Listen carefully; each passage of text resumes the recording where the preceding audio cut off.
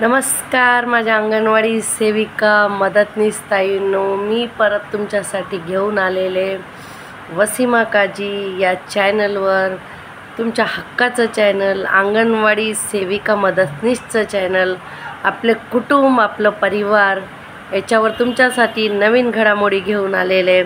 प्रत्येक शनिवारी तुम्ही माझी आतुरतेने वाट बघता, मी पण तुमच्याशी बोलायचं असतं म्हणून आतुरतेने वाट बघते। आणि कधी 8 दिवस निघून जातात आणि कामाचा आपल्याला वाढलेला त्रास, आणि त्याच्यामध्ये मग माझं तुमच्याशी संभाषण होतं, तुमचं माझ्याशी, आणि मला खूप छान वाटतो। माझा शनिवार आणि रविवार चांगला जातो, कारण हे माझ्या सुट्टीचा हक्काचा दिवस आहे रविवार। मला माझा रविवार चांगला घालवायचा असतो, म्हणून मी तुमच्याबरोबर बोलते।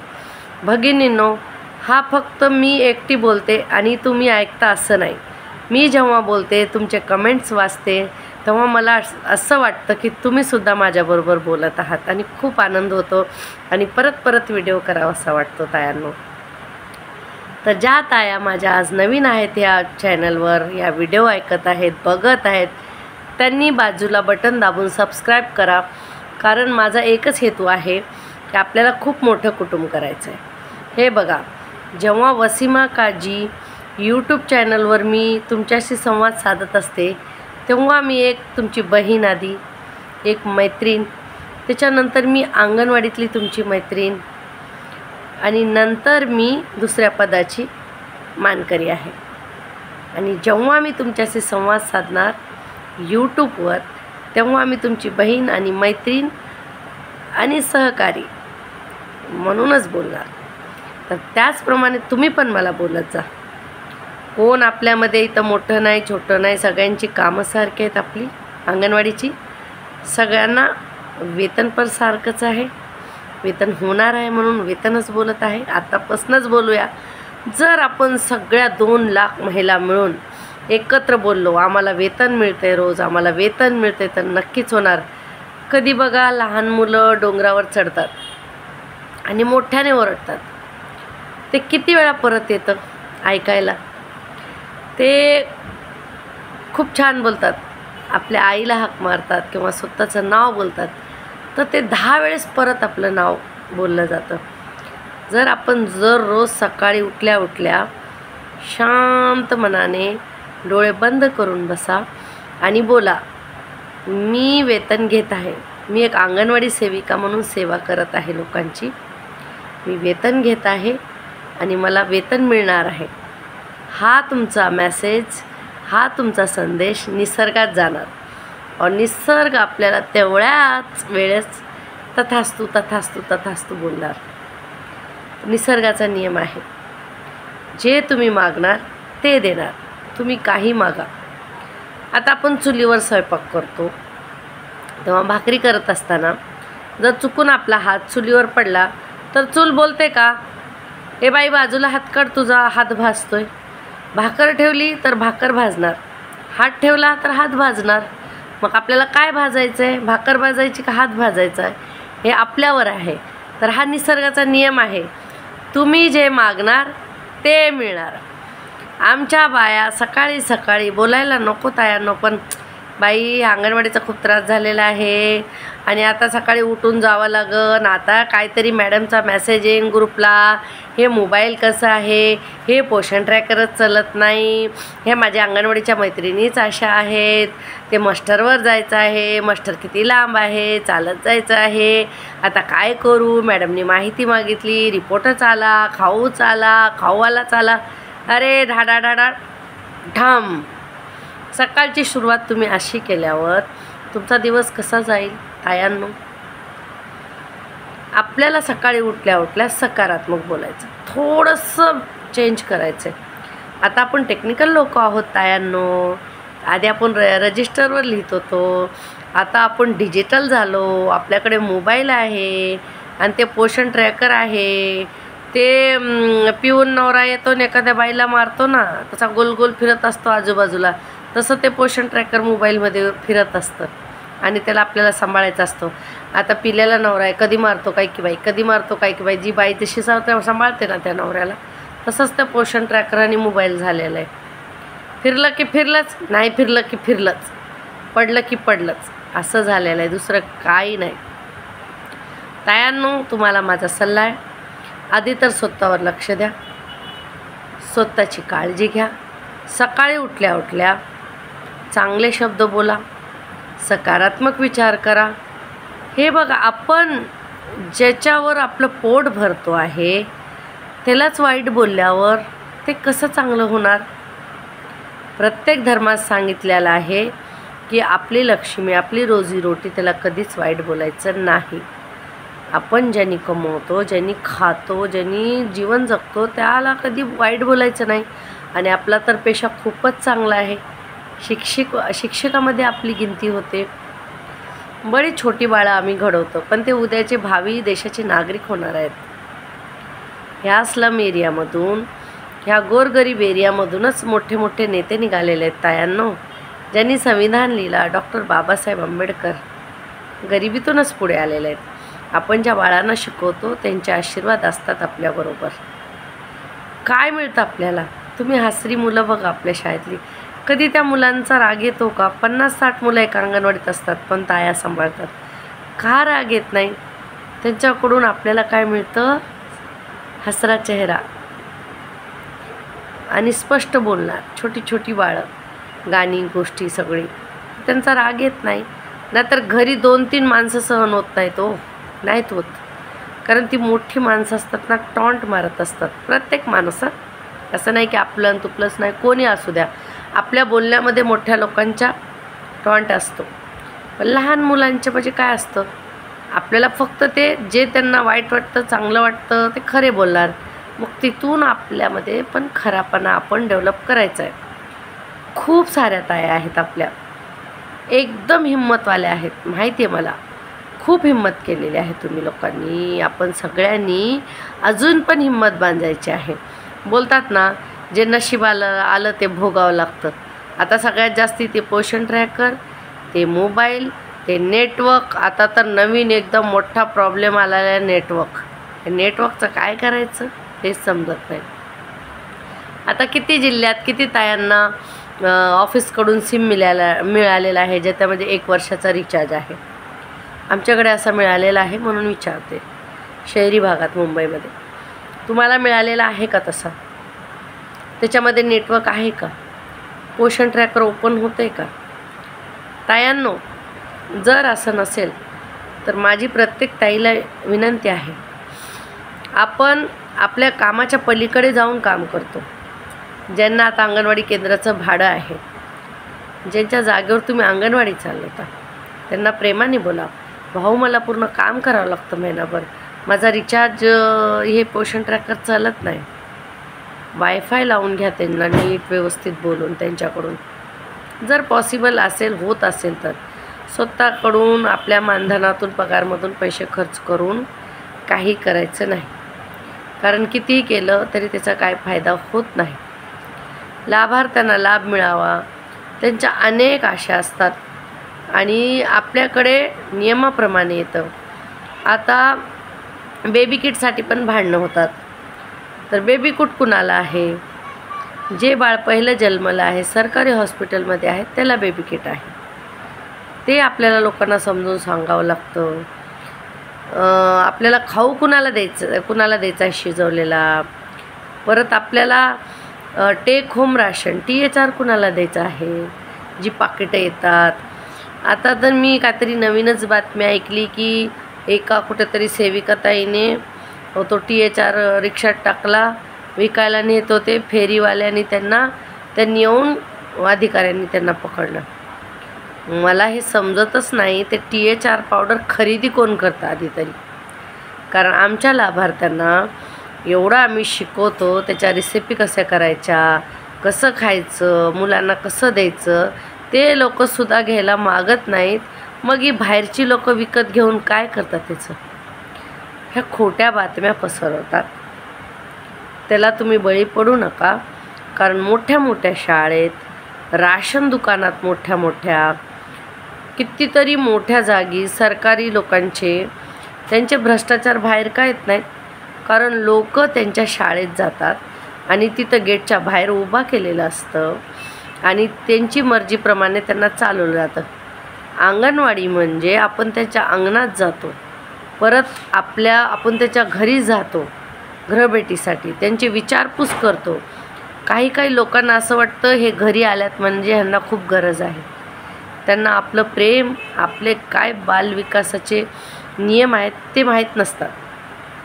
सगळ्यात आधी तर मुलांना खाऊ भेटावा. खूप आदिवासी लोक असतात, काम करणारी लोक असतात, ऊस तोडणाऱ्यांची मुलं गावाकडे, मुंबईमध्ये झोपडपट्टी एरियामध्ये काम करणाऱ्या बाया, बिगारी काम करणारी लोक, कंपनीची लोक, रिक्षा चालकाची मुलं, असेच मुलं आपले लाभार्थी असतात ना. मग त्यांना अन्न पुरेसं घरी जर आयांना त्यांना खाऊ घालायला वेळ नसेल तर मुलांनी आपल्या इथे बसून खावं. आणि त्यांना त्यांच्या आया तर देतातच, पण मुलं बसून खाण्याची सवय नसते मुलांना. मुलं स्वतःकडे त्यांच्याकडे जेवणाकडे वगैरे त्यांच्या आरोग्याकडे लक्ष द्यावं लागतं. ते सगळी कामं आपण करतो. पण लोकांना असं पण वाटतं की हे घरी येऊन करून जातात ना, मग ह्यांचा काहीतरी स्वार्थ असेल. त्यांना समजवा, आमचा स्वार्थ हे आहे की तुमच्या आजची मुलं उद्याचे भावी नागरिक आहेत. मग ते नागरिक घडवण्याचं काम आम्ही करतो. आहारच चांगला नसेल तर लोकांबरोबर व्यवहार काय करणार ते लोक, हे त्यांना शिकवण्याआधी स्वतःचं लक्ष ठेवा. तुम्ही स्वतः व्यवस्थित सकाळी नाश्ता करत जा. आता 1 तारखेपासून न्यू इयरच्या थोडी बचत करायला सुरुवात करा तायांनो. मी जास्ती बोलत नाही. रोजचे 10 रुपये स्वतःसाठी आतापासून बचत करायला ठेवा. कारण आपल्या महाराष्ट्रामध्ये कोर्टामध्ये एवढे केस पेंडिंग आहेत, न्यायालयामध्ये जज नाहीत एवढे शिकलेले, कितीतरी केसेस आहेत, संघटनेनं पण कितीतरी केसेस केलेले आहेत, त्या पण पेंडिंग आहेत. त्याचा निर्णय कधी लागणार, काय होणार, काही ताई आपल्या रिटायर पण होणार, पण आपण कायद्याच्या पुढे जाऊ शकत नाही. म्हणून आपल्याला अंगणवाडीच्या व्यतिरिक्त कसा पैसा कमवता येईल, कशी छोटी बचत करता येईल, हे मी माझ्याकडून वैयक्तिक तुम्हाला बोलते. असं कुणी सरकारने किंवा संघटनेनं सांगितलेलं नाही. मी वसीमा तुमची मैत्रीण म्हणून ह्या चॅनलवर बोलते, हे लक्षात ठेवा. दुसरं हे झालं, आपल्या जेवणाची सुट्टी कधी आहे, वेळापत्रकामध्ये सेविकाताई आणि मदतनीस ताईला जेवणाचा ब्रेक आहे का, लंच ब्रेक ज्याला म्हणतात. आता मोबाईल वापरता हो डिजिटल तायांनो, लंच ब्रेक बोलायला शिका. मग लंच ब्रेकचा वेळ काय आपली, तुम्ही योग्यरित्या डब्बा खायला कधी बसता तायांनो, तुम्ही स्वतःसाठी हा वेळ काढला. कारण आपण दुपारी जेव्हा मुख्य सेविकांनी ऑफिसला बोलवलेले असतात तर त्यांचा लंच ब्रेक असतो, त्या जेवत असतात आणि तुम्ही तिथे उभा राहता. त्यांच्या लंच ब्रेकच्या वेळेस ऑफिसला जायचंच का आणि जेवणाला उशीर का करायचं. हे बघा, सकाळी व्यवस्थित जेवलं नाही, नाश्ता नाही केला, दुपारी मग तुम्ही कामात असता 3:30-4 वाजणार, मग त्याच्यानंतर आपल्याला खूप एनर्जी जाते. हे शरीर म्हणजे मशीन नाही, ह्याला इंधन लागतं, जेवावं लागतं, पाणी लागतं, सगळं लागतं. तर ते आपल्याला वेळेवर केलं पाहिजे तयारनं. नाहीतर एक वेळेस 4च्या नंतर आपली तब्येत बरी वाटत नाही, मग घरी येऊन खूप कामं असतात, आपण कामाला लागतो, मुलं कामावरून येणार, नवरा कामावरून येणार, डबा करायचं, दळण आणायचं, हे ते ते ते ते ते त्याच्यामुळे आपलं शरीर कमजोर होत जाणार. 35च्या नंतर महिलांना खूप कमजोरी येते, छोटी छोटी रोगांची सुरुवात होते. स्वतःची निगा राखा, स्वतःच्या शरीरावर, जेवणावर, आहारावर जरा लक्ष देत जा. चांगला आहार असेल तर योग्य व्यवहार करू आपण लोकांबरोबर. आपल्याला खूप शांत राहायचे, कारण आपले लाभार्थी असे असतात की ते बोलतात आणि आपल्याला ऐकावंच लागतं. कारण रोज जायचं आहे आपल्याला त्यांच्या पुढ्यात आणि रोज काय सांगणार तुम्ही त्यांना, का आपण त्यांना चुकून पळून जाऊ शकतो का. आपण काय नेता आहेत का, इलेक्शन झाल्यानंतर परत यायचं नाही, एरिया 5 वर्षानंतरच जायचं आहे. आपल्याला रोजच जावं लागणार, आपण रोजच अंगणात असणार. आपण रोडवरची माणसं नाही, आपण अंगणातले आहेत, म्हणून अंगणवाडी आहे. हे सगळ्यांना माहीत असलं तरी मी माझ्याकडून एवढी माहिती तुम्हाला सांगते तुमच्या स्वतःसाठी. एक नवीन वर्षाचं काहीतरी एक निर्णय घ्या, मी स्वतःसाठी जगेन. जेवण वेळेवर करेन, नाश्ता वेळेवर करेन, वेळेवर झोपी जाईन आणि जास्ती टेन्शन घेणार नाही. म्हणून जास्ती टेन्शन घेऊ नका, व्यवस्थित राहा, काही होणार नाही. तुम्ही घरी बसून टेन्शन घेतल्याने पोषण ट्रॅकर ओपन होणार नाही. तुम्ही टेन्शन घेतल्याने अंगणवाडीतलं सगळं ऑटोमॅटिक चेंज होणार नाही. तुमची झोप जाणार, तुमचं सुख जाणार. घरी आल्यावर आपल्या घरातली लोक पण आपल्यामुळे डिस्टर्ब असतात. रात्रंदिवस ते फोन चालू, ते व्हॉट्सअप चालू, ही माहिती द्या, ती माहिती द्या, ती माहिती द्या, ती माहिती द्या, एक प्रत पाठवा, अजून एक द्या, अजून एक पाठवा, हे सारखं सुरू राहणार. जेवढं खूपच महत्त्वाचं असलं तर अंगणवाडीच्या वेळेच्या नंतर द्या, ज्याच्यामुळे आपले पैसे कुठे अडकणार नाहीत. ही माहिती आधी द्या, कधीही द्या. मग ती दुसऱ्या तिसऱ्या दिवशी माहिती देऊ शकता, एवढा वेळ असतो. पण मुख्य सेविकाला त्यांना पुढे आपलं दाखवायचं असतं टॅलेंट, की मी किती हुशार आहे बघा, एका तासात काम करून दाखवते. त्याच्यामुळे ते जर तुमच्यावर प्रेशर करत असतील तर तुम्ही आरामात करून द्या, स्वतःला डिस्टर्ब करू नका. त्यांना प्रमोशन भेटण्यासाठी, त्यांची वाहवा करण्यासाठी आपलं जीवन नाही. आपलं जीवन आहे आपलं काम करण्यासाठी, स्वतःची निगा राखण्यासाठी, घराला आपल्या लक्ष देण्यासाठी, कुटुंबाला बघण्यासाठी, समाजाला बघण्यासाठी. तुम्हाला माहिती, अंगणवाडीच्या एरियात सल्ले देऊन देऊन, अंगणवाडीच्या एरियात सेवा देऊन देऊन लाभार्थ्याला आपल्याला हा रोग झालेला आहे. आपण जिथं कुठे बघा, अंगणवाडी सेविका मला तर लांबूनच समजल्या जातात. त्यांनी आता ड्रेसवरून आपण ओळखलो जातो, पण ती अंगणवाडी सेविका आहे हे लगेच कळतं. कारण ती कुठं चुकीचं दिसलं की लगेच तिथं बोलते, सल्ला देते. अहो बाई, तुमचं बाळ रडतं आहे ना, त्याला स्तनपान करा, दूध पाजा, त्याला टाईट कपडे घातलेत का हो तुम्ही, त्याला गरम होते का हो. लगे आपले बाळ बघून सल्ला सुरू. गरोदर माता दिसली तिथं सल्ला सुरू, तंदा माता दिसली किशोरवयी. तर हे आपल्या रक्तात भिडलेलं आहे. असू द्या, चांगलंच काम आहे. आपण कुणाचं वाईट करत नाही. आपण आशीर्वाद घेत आहोत आणि घेणारच आहोत पुढे, आणि मानधनाचं वेतन करणारच आहोत. पण स्वतःकडे लक्ष द्या. काही आमच्या अंगणवाडी ताया मीटिंगला बसलेल्या असतात, पाणी प्यायचं असतं, त्यांना जेवायचं असतं, डबा घेऊन आलेले असतात, रिपोर्टला उशीर झाला, मग बोलू शकत नाही का तुम्ही सगळ्या मिळून मुख्य सेविकांना की ताई आम्हाला जेवायचं आहे, पाणी प्यायचं आहे, तुम्ही पण आमच्याबरोबर जेवा. काही काही मुख्य सेविका खूप चांगल्या असतात, आपल्यासोबत डब्बा पण बसून खातात. काही काही खुर्चीच्या खालीच बसत नाही, टेबलावरच बसवायचं त्यांना. खुर्ची आहे गं बाई, ती 3 वर्षानंतर जाणारच आहे, कशाला एवढी चिटकून बसली. पण असतात काही. सगळ्या प्रकारची माणसं जीवनात येणार आणि सगळ्या माणसांबरोबर आपल्याला राहायचं आहे. कुणाला सोडून कुठं जायचं आहे का? मग आपण माणसं एरिया बदलून चालणार का? सवयी बदलायच्या आहेत आपल्याला. छोटी छोटी सवय आपल्यामध्ये डेव्हलप करायची आहे. मी नाही बोलत की तुम्हाला काही येत नाही, तुम्हाला समजत नाही, पण मी जे करते ते तुम्हाला सांगते. का मी आनंदी असते, का माझी सगळी कामं मी वेळेवर करते? कारण मी जास्त विचार करत नाही, करत जाते. विचार करणारे ना विचार फक्त करतात, ते काम करायला त्यांचं मन होत नाही. कारण डोकं बधीर झाल्यासारखं ते विचार करून करून करून करून थकून जातात. मला आधी असं व्हायचं म्हणून सांगते, जास्त विचार करायचा नाही, करत जायचं करत जायचं. होणार, नक्की होणार आणि चांगलं होणार. आता तुम्हाला एक मी गोष्ट सांगते आपल्या एका अंगणवाडी ताईची. ती 2010च्या आधी लागलेली. तिला 3 मुलं होते, तर तिला कामावरून कमी करण्यात येणार होतं. पण तिने संघटनेकडून, महाराष्ट्र राज्य अंगणवाडी कर्मचारी संघटनेकडून तो GR घेऊन दाखवला.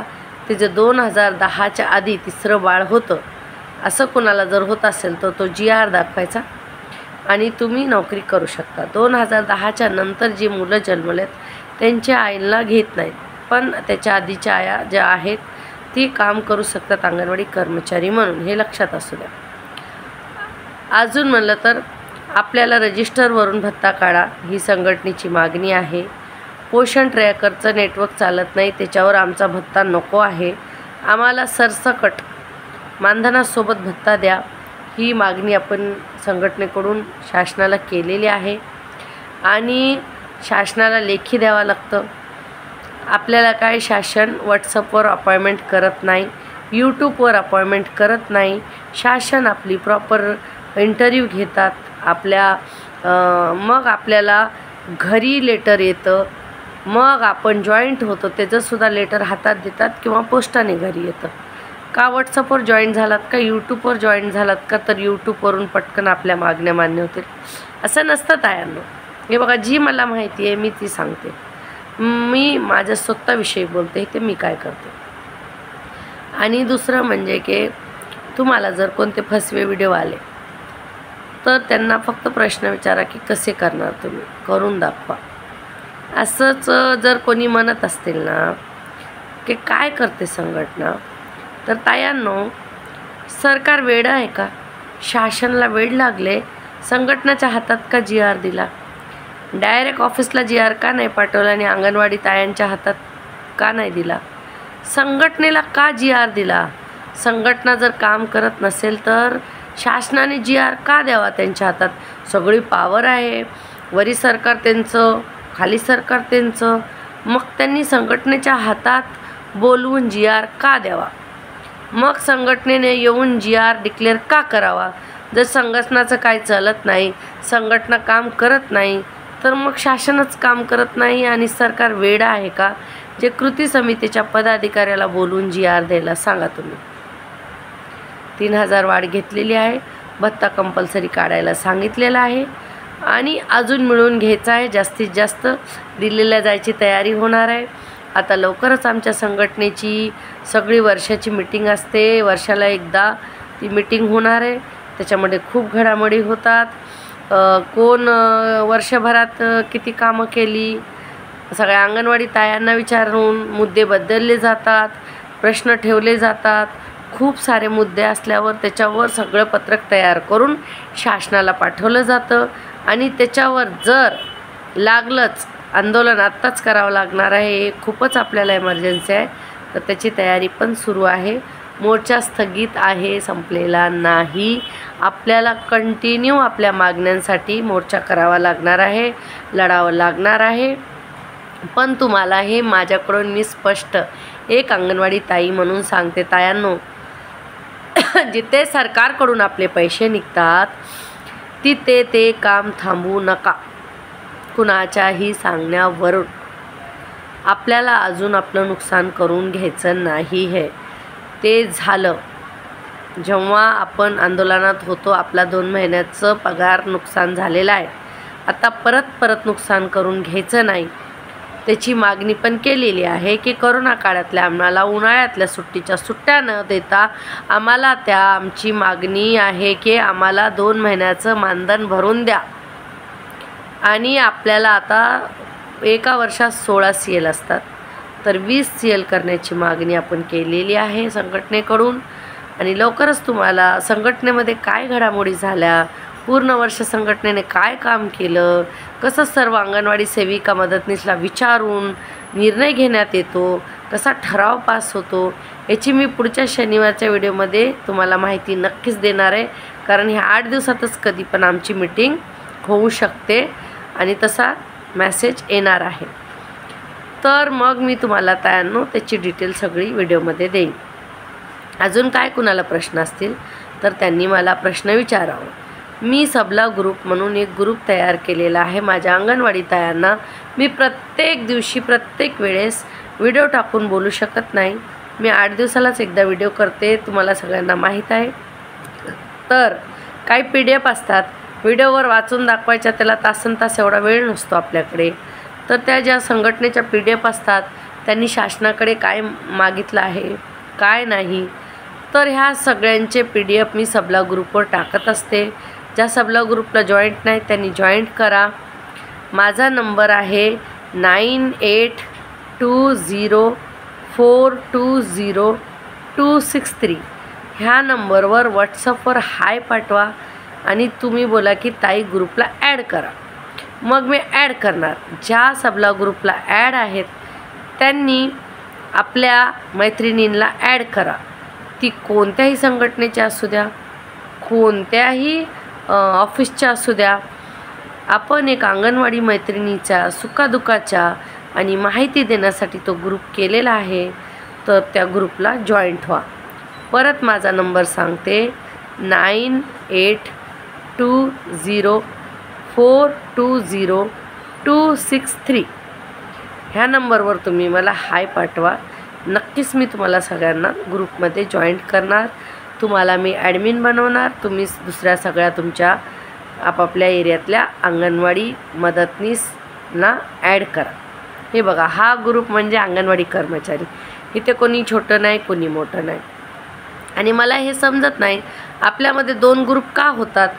ज्या मॅडमची कामं करून देतात, मॅडम ज्यांना बोलवतात किंवा मॅडमच्या जवळ असतात, त्यांचा एक ग्रुप असतो, आणि जे संघटनेची कामं करतात त्यांचा एक ग्रुप असतो. असं का? आपल्याला ऑफिसची पण कामं करायची आहेत. अंगणवाडीत काम करणे हा आपला उद्देश आहे. ते आपल्याला करायचं आहे आणि आपला तो हक्क आहे, तो आपल्याला संघटनेकडून मागून घ्यायचा आहे. तर आता हे सुरुवात करा की सगळ्यांनी एकत्र बसायचं आणि निर्णय घ्यायचा. आणि जर अन्याय होत असेल तर मुख्य सेविका ताईंनो सगळ्यांना मिळून बोला की ताई, आम्हाला असं नाही करायचं आहे, आम्ही निर्णय घेतला आहे. संघटनेनं सांगितल्यावर बोलू, संघटना काय करते हे. संघटना म्हणजे कोण? आपण जे प्रश्न देतो तेच संघटना पॉईंट करून पुढे करते का? संघटनाला काय करून जादूच्या छडीतून माहिती येते का? संघटनेच्या पदाधिकारी जादूची छडी नाही. जे संघटनेचे पदाधिकारी सेविका मदतनीस आहेत त्या माहिती देतात आणि त्यांच्या माहितीवरूनच पुढे निर्णय आणि घेतला जातो. आणि तुम्हाला परत सांगते, जिथे तुमचे पैसे कटणार आहेत, मानधन कपात होईल किंवा भत्ता निघणार नाही, CBचे पैसे येणार नाही, किंवा जे आपल्याला खर्चाचे पैसे देतात, इंधनाचे, गावी वगैरे खूप सारे प्रॉब्लेम, ते काम थांबवू नका. पैसे येऊ द्या. पैशाशिवाय घर चालत नाही. ते कोणी बोलू द्या, कुणाचं ह्या बाबतीत ऐकायचं नाही. ती कोणती संघटना असू द्या किंवा कुणी असू द्या, तुम्हाला ज्याने पैसा सुरू होतो ते काम आपण थांबवायचं नाही. कारण आजकाल मोबाईलवरून जेव्हा फोटो जातो ती हाजरी धरली जाते. तर आपली जर हाजरी नाही गेली, तर आपला पैसे नाही निघाले, तर त्याला कोण जबाबदार? बोलून काय फायदा होणार आहे नंतर? आता येणार आहे का परत आपलं 2 महिन्याचे पगार? कधी लढायचं, कधी येणार? तोपर्यंत काय करायचं? आत्तापासूनच ठाम निर्णय घ्यायचा. हे बघा, मी सांगते, माझ्या संघटनेने जरी सांगितलं तरी मी ह्याला मान्य नाही करणार. हे तुम्हाला सगळ्यांना बोलते, व्हिडिओवरून बोलते. जिथे आमचे पैसे कपात होत असतील ते काम आम्ही कुणाचंही करणार नाही. आंदोलन करू, एखादी CL टाकू, तुम्ही मोर्चाला बोलवला तिथे जाणार, पण पैसे कपात होत असतील ते काम नाही करायचं. माझा दुसरा प्रश्न आहे, आता जागोजागी आपले उत्साह मेळावे होत आहेत. तुमच्याकडून कोणी बळजबरीने काही पैसे घेतले आहेत का? माझा प्रश्न आहे. मी तुम्हाला नंबर पण दिलेला आहे. जर तुम्हाला व्हिडिओवर कमेंट करायचा नसेल तर व्हॉट्सअपवर माझ्या नंबरवर तुम्ही मेसेज टाका, त्याचं नाव टाका, तिचं नाव टाका जिने तुमच्याकडून बळजबरीने पैसे घेतले. तुम्हाला पुढच्याच व्हिडिओवर तिला खेचून आणून बरोबर करेल. हा माझा प्रॉमिस आहे, हे माझे वचन आहे. जर बळजबरीने घेतले असतील तर अजून वाढीव मानधन जे आपण वर्गणी म्हणून लढा निधी देतो तो अजून संघटनेने डिसाईड केलेला नाही आमच्या, आणि तो कुणाकडून मागितलेला सुद्धा नाही. तर तुम्ही जोपर्यंत डिसाईड होत नाही, तुमच्याकडे येत नाहीत, तुम्हाला त्याची पावती देत नाहीत, अशा लोक जर खोटे बोलून पैसे घेत असतील त्यांना अजिबात 1 रुपया द्यायचा नाही. हे मी बोलते तुम्हाला. कारण काही लबाड माणसे सगळीकडे असतात, असं नाही. ऑफिसमध्ये पण असतात, संघटनेमध्ये असतात, पण आपल्यामध्ये पण असतात. तर आपल्याला समजायला पाहिजे मी कुणाच्या हातात देते, कोण आहे तो, मी त्याला ओळखते का, तो संघटनेचा पदाधिकारी आहेत का, मी त्यांना कुठं बघितलं आहे, त्यांनी मला पूर्वीच्या पावत्या दिलेल्या आहेत का, जर पावत्या देत नसतील तर तिथे काही द्यायची गरज नाही. प्रश्न विचारत जा, कोणी असू द्या. एक खरं बोलणं, एक उलट बोलणं, ह्याच्यामध्ये खूप फरक आहे. आणि जर चांगली माणसं गप बसली तर वाईट माणसांना खूप वाव येतं आणि पुढं येऊन बोमाबोम करायला लागतात. म्हणून तुम्ही क्लिअर राहायचं आहे सगळ्यांनी. बघा, मी संघटनेला जेव्हा वर्गणी देते मी लगेच पावती घेते, विचारते प्रश्न. माझ्यातर्फे ज्या महिला वर्गणी भरायला देतात त्यांच्या पण मी पावत्या आणून देते आणि माझी पण पावती आणते त्यांच्याबरोबर. तर मग आपल्याला तुम्हाला सांगते की कोणी आपल्या खिशातून घेऊन जाऊ शकतो, नशिबाचं नाही. जिथे पैसे जातात तिथे मला खूप राग येतो आणि त्या गोष्टीवर मी कुणाला घाबरत नाही. कोणी असू द्या, मी बोलते आणि बोलणार. दुसरं तुम्हाला सांगते, अंगणवाडीचा आपला डेटा हॅक केलेला आहे. तर पालकांना कॉल जात आहेत आणि OTP मागत आहेत, त्यांच्या अकाउंटमधून पैसे जात आहेत. याची खबरदारी आपल्याला घ्यायची आहे. आपल्या आपल्या एरियातल्या लाभार्थ्यांना, पालकांना सांगायचं आहे, माझं नाव घेऊन जर तुम्हाला कोणी कॉल केला तर OTP देऊ नका. माझ्या अंगणवाडीत या, माझ्यासमोर मला विचारा आणि मग OTP द्या. कोण जर फोनवरून लगेच बोलत असेल, मी अंगणवाडी सेविका बोलते असं नाव सांगत असेल आणि तुम्ही OTP देताल तर तुमचे पैसे जातील. हे पालकाला समजावून सांगा, कारण लाभार्थ्याकडे आपल्याला रोज जायचं आहे. कारण आता आपला डेटा पोषण ट्रॅकरमध्ये लाभार्थ्यांचा आपला सगळ्यांचाच गेलेला आहे. त्याच्यामुळे डेटा हाईक होतो, आता झालेला आहे आमच्या इकडे. तर याचीच तुम्ही सावधगिरी बाळगा. आणि दुसरं म्हणजे कुणालाही OTP देताना तो OTP कशाचा आहे, कशासाठी देतात हे आपण पण लक्ष दिलं पाहिजे. आपल्याला पावडर नको आहे, ही धान्य पाहिजे, ही मागणी ताई तुमची बरोबर आहे. हे आपण पुढं प्रश्न टाकलेलाच आहे. मी तुमचे जेवढे कमेंट्स येतात ते सगळे संघटनेत टाकत असते आणि आपली ताकद वाढलेली आहे. खूप सारे आपले कमेंट पत्रकात येत आहेत आणि पुढं जात आहेत आणि शासनाकडे नक्कीच आपले पत्रकं जात आहेत आणि मोर्चाला जात आहेत. आपली लोक म्हणजे भेटीला जाऊन निवेदन द्यायला जातात तेव्हा सगळे हे मुद्दे मांडतात, लेखी देतात, तोंडी बोलतात. संघटनेचे लोकांनी कामं नसती केली तर सरकारने GR हातात दिलं असतं का?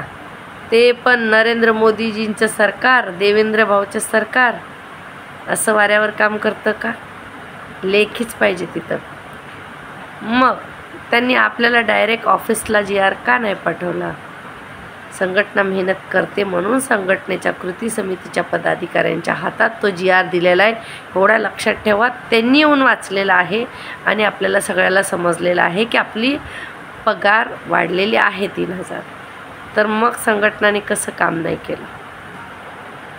हा माझा वैयक्तिक अनुभव आहे म्हणून तायांनो तुम्हाला सांगते. ऐकावं सगळ्याचं, ऐकावे जनाचे, करावे मनाचे. तेवढ्या सगळ्या हुशार ताया आहेत आणि कोणी येडं होण्याची काही गरज नाही. येडं कुणाला बोलतं? एरियात जे नवीन आल्या त्यांना काय कळत नाही, त्यांना काय माहीत नाही. अहो, आपल्या एवढे तर ट्रेनिंग कुणालाच नाही आहे का कुणाला? आपल्याला पोषण ट्रॅकर येतं आहे, नवीन ॲप येतात.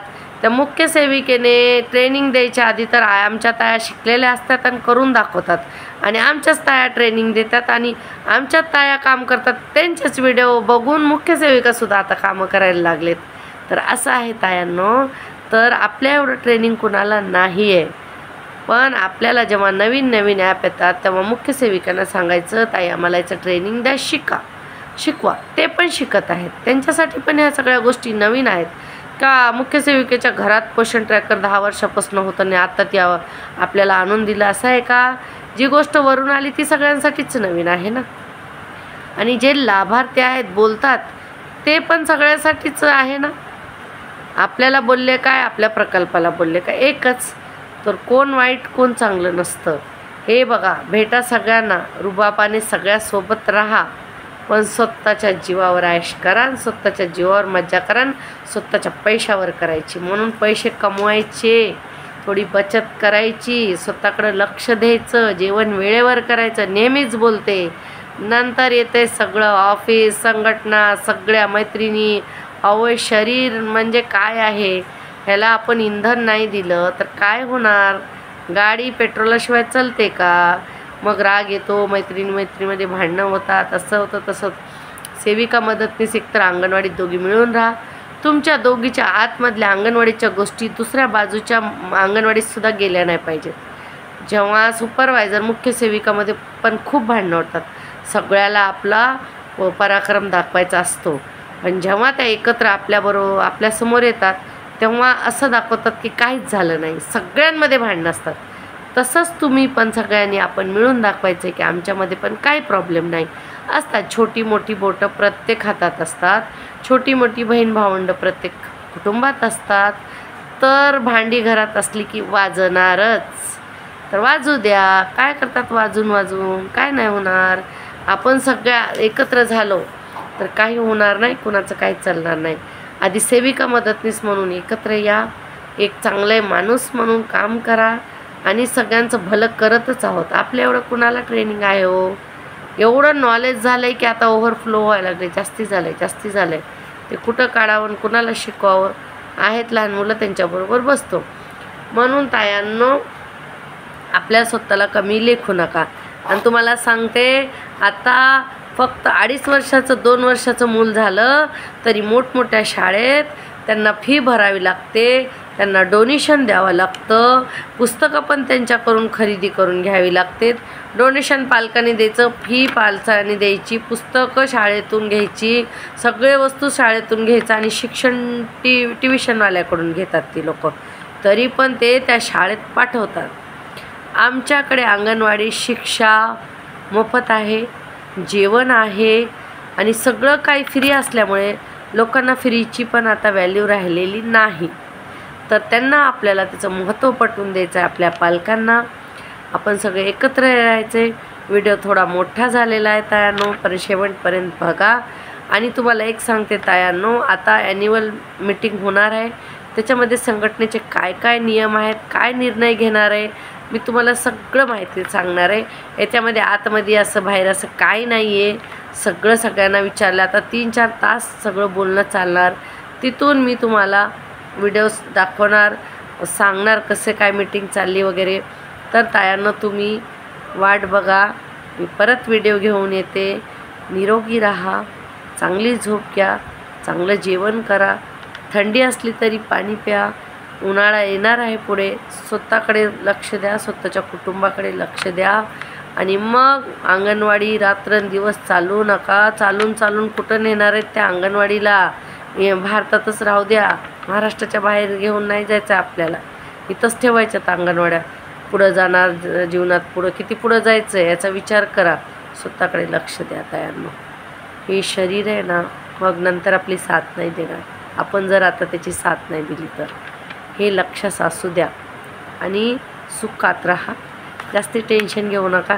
फिरू द्या त्या पोषण ट्रॅकरला, किती फिरायचं. पृथ्वी गोल गोल फिरते, फिरून परत चक्रा मारत असते, तसं पोषण ट्रॅकर फिरून येणार. आणि बघूया काय होत असेल. तर आता मीटिंग आहे, त्याच्यामध्ये आम्ही सगळे प्रश्न ठेवणार आहेत.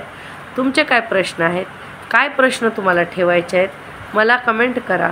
मी ते प्रश्न तुमचेसुद्धा ठेवणार आहेत.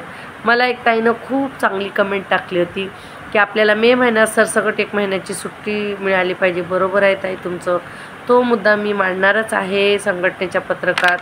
दुसरं, मला एका ताईने कमेंट केली होती की ताई पोषण ट्रॅकरचा नेटवर्कचा प्रॉब्लेम आहे. बरोबर आहे ताई, तो पण मुद्दा घेतलेला आहे. 2 महिन्याचा पगार निघालेला नाही, तो निघाला पाहिजे, तो पण मुद्दा घेतलेला आहे. THR आपल्याला हा नको आहे, तो मुद्दा घेतलेला आहे. पावडर नाही तर धान्य मिळावं. अजून काय तुम्हाला मुद्दे आठवतात ते मला लवकर सांगा, कारण 2-3 दिवसातच आमची मीटिंग आहे. सगळं झालेलं आहे, फक्त थोड्यासाठी आता राहिलेलं आहे. रविवारी आणि सोमवारी याच्यामध्ये टायमिंगचं चाललेलं आहे. तर बघूया कधी मीटिंग आहे आणि कधी. लगेच मला आज समजलं की मी तुम्हाला तिथला पण व्हिडिओ टाकते, तिथलं पत्रक वाचून दाखवणार. अंगणवाडी सेविका मदतनीस तायांना विचारल्याशिवाय संघटना काही निर्णय घेत नाही. तर हे सगळं विसरून जा आणि आपण चांगलं काम करायचं आहे आणि भावी नागरिक घडवतात हे लक्षात ठेवा. तर तायांनो, व्हिडिओ मोठा थोडा झालेला आहे, पण सगळ्यांनी पूर्ण व्हिडिओ बघा. मला एक ताईचा कमेंट खूप आवडला. त्यांनी सांगितलं की ताई, तुमचा व्हिडिओ कितीही मोठा असू द्या, आम्हाला बघायला मजा वाटते, आम्ही आनंदात बघतो. धन्यवाद ताई तुमचं. तुमचे कमेंट वाचूनच मला खूप खूप आनंद होतो आणि परत परत व्हिडिओ काढावासा असा वाटतो. माझ्या सगळ्या तायांना परत सांगते, जेव्हा मी आंदोलन करते असणार, परमिशन घेणार, तेव्हा कशी डरकाळ्या फोडते ते बघा. इथे आपलं संवाद आहे. तुम्ही मला कमेंट लिहिता, मी बोलते, म्हणजे मला वाटतं मी तुमच्याबरोबर बोलते. इथं तुमच्याबरोबर आरडाओरडा करून इथं काय माझा काय व्हिडिओ शासनाला जाणार आहे, ते लोक बघणार आहेत का? गेलं तर फारच बरं होईल, पण आपल्यासाठी कोणता मीडिया नसतो. म्हणून तर मी हा मीडिया काढलेला आहे, आपला यूट्यूब मीडिया. हे चॅनल आपलं स्वतःचं आहे. ह्याला जास्तीत जास्त पसरवा ना तायांनो. आपण कशाला दुसऱ्यांचे व्हिडिओ पसरवायचे जे निगेटिव्ह बातम्या दाखवतात. अंगणवाडीत 50,000 झाले, 40,000 झाले, एवढ्या जागा निघाल्या, तेवढ्या जागा निघाल्या, असं काहीच नाही, अजून काही नाही.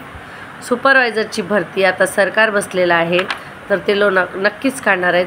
सरकारच्या सगळ्या ज्या सुविधा आहेत किंवा ज्या स्कीम आहेत, योजना आहेत, सध्या सगळ्या बंद होत्या. आता सरकार बसलेलं आहे.